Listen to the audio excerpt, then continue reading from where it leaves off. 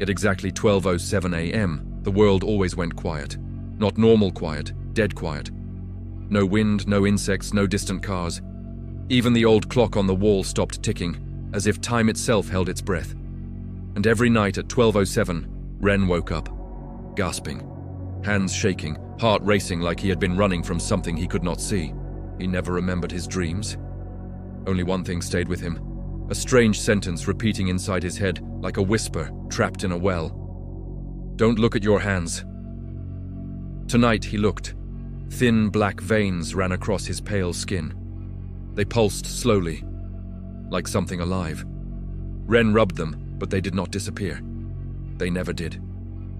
The town of Akimori was small and quiet. Too quiet. People smiled at Ren, but their smiles felt wrong. Stretched too wide, held too long. The baker bowed too deeply. The teacher spoke too softly. The children stared too hard. And sometimes they called him by another name. "Good morning." "Kaito," Ren always corrected them. "My name is Ren." They always apologized. But the next day, they did it again. He avoided mirrors, not because he hated his reflection, because sometimes it blinked slower than he did. That night, the clock struck 12:07 again. Silence swallowed the world. Ren sat up in bed. But this time, someone else was sitting at the edge of the mattress. A girl, long black hair, white dress, her face hidden. Dripping water pooled on the floor beneath her bare feet. Ren could not breathe. "Do you remember me?" she asked. Her voice sounded like it came from underwater. No." She tilted her head. Water dripped from her hair. "You always say that." Cold spread through the room. The walls creaked. The air smelled like rust, like blood. "You promised," she whispered. Suddenly, Ren was standing somewhere else, a school hallway, lights flickering, the floor wet with dark stains. Footsteps echoed behind him. Slow, dragging. He turned. The girl stood there again, closer now, her face still hidden.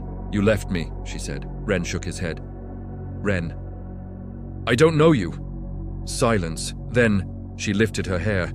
Her face was familiar. Not because he knew her, because he had seen it before. In photographs, missing person posters, obituaries, newspapers. Mina Takahara, dead 3 years ago, drowned in the river. The hallway cracked like glass. Reality split. The walls peeled away in jagged pieces. Behind them, another world. Same hallway, different night, different Ren. This Ren was smiling. He watched himself walking beside Mina. She was laughing, alive, warm, trusting. "You won't tell anyone, right?" she asked. Other Ren nodded. "I promise." The memory shifted. Rain poured from a black sky. The river roared, cold, violent, hungry. Mina stood at the edge, crying. "You said it was safe." Other Ren's face twisted. Anger, fear, something worse. "You ruined everything." She stepped back, slipped, fell. Her hand reached out. "Help me." The water swallowed her legs, her arms, her voice.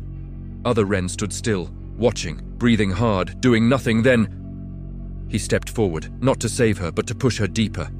A single motion, quick, deliberate, final. The river closed over her head. Silence. The world snapped back. Ren fell to the floor, screaming. "No, no, no!" The girl stood over him, water dripping. "You remember now." "I didn't mean to." "You did." Her voice was calm. Too calm. "You watched me drown." His hands trembled. "I was scared. You pushed me." The words landed like stones. Heavy, final, true. The walls began to move, breathing, pulsing. Black veins spread across them. The same veins crawling along his arms. Veins of midnight. They stretched into the darkness above, into the cracks in reality, into him. Memories flooded back. Not one night, many nights, dozens, hundreds, each ending the same way. Forgetting. Resetting. 12:07. Wake up, pretend, repeat. He had built the loops himself, a prison made from denial. Every time the truth came close, he erased it, changed his name, changed the story, changed the past. Ren, Kaito, again, again, again. Mina knelt beside him. Her eyes were not angry, not vengeful, just tired. "So?" she asked softly. "Will you forget again?" The clock on the wall trembled. The hands twitched toward 12:07. Almost there. Almost reset. Almost safe. Ren stared at his hands. Black veins pulsing. Alive. Permanent. Truth written under skin. For the first time, he did not look away. "I remember." The clock stopped moving. Mina watched him, waiting. "I killed you." The words felt heavy, real, unavoidable. "I chose to forget." Silence. No thunder, no punishment, no forgiveness, just truth. The cracks in reality stopped spreading. The hallway grew still. The air settled, like a storm finally passing. Mina stood up. Her form flickered, not vanishing, just leaving. "You don't deserve peace," she said. "I know. You don't deserve forgiveness. I know." A pause. Then, "Remember anyway." She disappeared, not dramatically, not violently, just gone, like a memory placed back where it belonged. The clock moved again. 12:08, for the first time. Time continued. No reset, no escape, no forgetting. Ren sat alone, black veins crawling beneath his skin, permanent, alive. Truth that would never fade. Outside, the world breathed again. Wind moved, insects sang, life continued.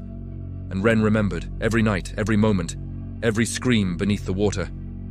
Somewhere deep inside him, the midnight veins pulsed. Not punishment, not redemption, just memory, endless, unbroken, true.